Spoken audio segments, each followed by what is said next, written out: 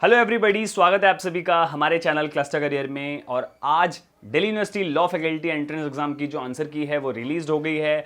I hope आप सभी को मिल गई होगी, बट जिन भी स्टूडेंट को आंसर की नहीं मिली है अभी तक, सो आपको नीचे डिस्क्रिप्शन में लिंक मिलेगा, आप वहां से जाके डाउनलोड कर सकते हो और आप अपने आंसर्स चेक कर सकते हो कि आपने क्या टिक किया था, आपने क्या चूज़ किया था एग्जाम में और आपके कितने सही हैं, ये सब चीज़ें आप देख सकते हो। सो आई होप आपके पास आंसर की होगी। और साथ ही हम इस वीडियो में ये भी बात करेंगे कि एग्जाम पैटर्न कैसा था DULLB का, साथ ही एग्जाम के क्वेश्चंस के जो लेवल थे वो कैसे थे और कट ऑफ क्या रह सकती है हमारे अकॉर्डिंग, तो बात करेंगे इसके बारे में। सबसे पहले जानते हैं कि एग्जाम का पैटर्न कैसा था। गाइज, जैसे मैंने आपको बहुत सारी वीडियोस में बता रखा है बहुत बार कि Delhi university law entrance exam का कोई पैटर्न नहीं होता, तो पैटर्न की तो बात कर ही नहीं सकते हम। इनके बाद हर बार कुछ नया होता है। जैसे कि लास्ट ईयर अगर हम बात करें, मैथ्स के क्वेश्चन नहीं थे, इस बार मैथ्स के भी क्वेश्चन थे, तो पैटर्न की बात नहीं करनी चाहिए हमें कि कैसा पैटर्न था। पैटर्न ठीक है, अगर हम ये कह सकते हैं कि DU लॉ फैकल्टी में लीगल के क्वेश्चंस और पॉलिटी के क्वेश्चंस आते हैं ज़्यादा, तो आए हैं, वो उसमें कोई दो राय वाली बात नहीं है। क्वेश्चंस आपको दिखे हैं करंट अफेयर से भी, लीगल से भी, आपको पॉलिटी से भी, हर सेक्शन से आपको क्वेश्चंस देखने को मिले हैं। इवन मैथ्स से भी आपको इस बार क्वेश्चंस देखने को मिले हैं। फिर बात करते हैं कि क्वेश्चंस का जो लेवल था वो कैसा था। गाइस, क्वेश्चन मेरे अकॉर्डिंग एकदम डायरेक्टली थे, बहुत इजी तो नहीं कहेंगे, ठीक है, जिसने भी पढ़ाई करी थी अच्छे से, जिसके भी कॉन्सेप्ट्स क्लियर थे, कॉन्सेप्चुअल क्लैरिटी जिसकी भी थी, उनके लिए पेपर इजी था। और एक तरीके से कह सकते हैं कि कुछ कुछ क्वेश्चंस मॉडरेट थे। मॉडरेट इन द सेंस, अगर आपने जीके और स्टैटिक्स देखा होगा तो उसमें ट्रैप्स बिछा रखे थे स्टूडेंट्स को ट्रैप में फंसाने के लिए, नॉट लगा लगा के। काफ़ी सारे क्वेश्चंस ऐसे थे जिसमें नॉट लगाया हुआ है, और जिस बच्चे ने नॉट नहीं पढ़ा होगा उसका वो आंसर डेफिनेटली गलत होगा। तो क्वेश्चंस में ट्रैप बिछा रखा था जिसको आपको देखना था। आई होप आप सभी ने भी अच्छा परफॉर्म किया होगा उन क्वेश्चंस में।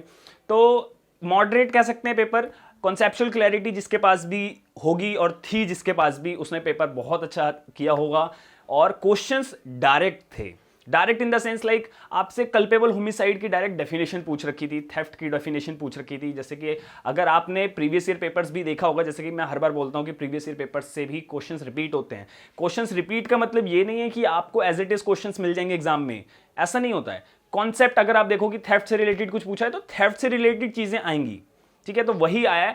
और जैसे कि आपने अगर आंसर की देखोगे तो आपको मिलेगा कल्पेबल होमिसाइड की डायरेक्ट डेफिनेशन, थेफ्ट की डेफिनेशन, रॉबरी, और उसमें जो आपका कॉन्सेप्ट क्लियर होगा कि एक रॉबरी थेफ्ट होती है, एक्सटॉर्शन होती है, तो वो सभी टाइप के क्वेश्चंस आपको इजी देखने को मिले हैं।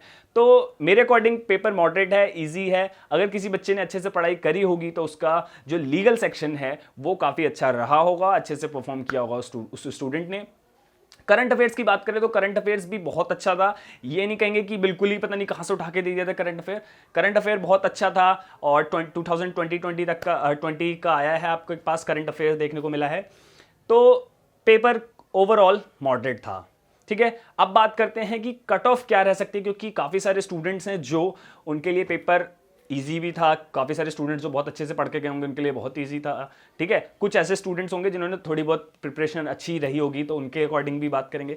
सो अगर आप सभी ने लाइक आपके क्वेश्चंस ज़्यादा अच्छे गए हैं, नेगेटिव मार्किंग आप जितने अटेम्प्ट करके आए उसके बेसिस पर अगर कम हो रही है, तो चांसेस आपके एडमिशन के ज़्यादा हैं, क्योंकि इस बार जो कट ऑफ रहने की चांसेस हैं वो 240 से अबव रह सकती है कट ऑफ, क्योंकि पेपर का जो लेवल है वो 2020 के जो पेपर है उससे थोड़ा मॉडरेट है, कह सकते हैं, क्योंकि 2020 वाला थोड़ा लीगल बेस था और करंट अफेयर के भी काफ़ी ज़्यादा क्वेश्चन थे।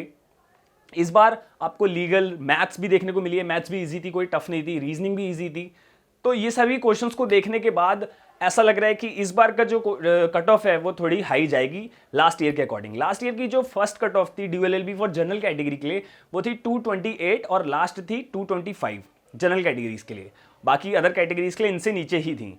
तो इस बार जो कट ऑफ रह सकती है वो 240 के आसपास रह सकती है। मैं ये नहीं कह रहा, ये चीज़ ध्यान से सुन लो आप लोग, मैं ये नहीं कह रहा कि कट ऑफ यही होगी, मैं कह रहा हूं मेरे अकॉर्डिंग कट ऑफ इतनी रह सकती है। तो इसमें आप डिफरेंशिएट कर लेना, कमेंट सेक्शन में आके आप ये मत बोलना कि इतनी कट ऑफ गई, इतनी कट ऑफ गई, या फिर इतनी नहीं जाएगी, ऐसा कुछ। मैं सिर्फ बता रहा हूं कि कट ऑफ इतनी रह सकती है पेपर के अकॉर्डिंग, क्योंकि काफ़ी सारे बच्चों ने इस एग्ज़ाम में अच्छा परफॉर्म किया है, काफ़ी सारों ने मतलब अच्छा परफॉर्म नहीं भी कर पाए। तो जिन्होंने अच्छे से अपनी अंडरस्टैंडिंग के साथ क्वेश्चंस को अटेम्प्ट किया है, उनका एग्जाम अच्छा गया है और वो उनका एडमिशन जो है वो डेफिनेटली होगा डन। और कट ऑफ जैसे कि मैंने बताया जनरल कैटेगरी के लिए 240 के आसपास रह सकती है और जनरल कैटेगरी से नीचे ही रहेंगी सभी कट ऑफ, लाइक ओबीसी की 225 230 अप्रॉक्स रहेगी। ठीक है, तो एग्जाम का पैटर्न ओवरऑल अच्छा था, मुझे बहुत अच्छा लगा एग्जाम देखकर, मतलब आंसर की देख के काफ़ी पसंद आया एग्जाम। इस लेवल का DULLB एंट्रेंस एग्जाम अपना कंडक्ट कराती है और यही DU का पहचान है। सो आई होप आप सभी ने जितने भी क्वेश्चन अटेम्प्ट किए हैं उसमें आपका अच्छा स्कोर आ रहा होगा और आपके चांसेस बने होंगे दिल्ली यूनिवर्सिटी में आने के। तो इस वीडियो को अपने दोस्तों के साथ ज़्यादा से ज़्यादा शेयर करना ताकि उन सभी स्टूडेंट को भी पता चल सके कि दिल्ली यूनिवर्सिटी लॉ फैकल्टी का जो एंट्रेंस एग्जाम था वो 2020-21 में कैसा रहा। और इस वीडियो को लाइक करें। Thank you, God bless you all.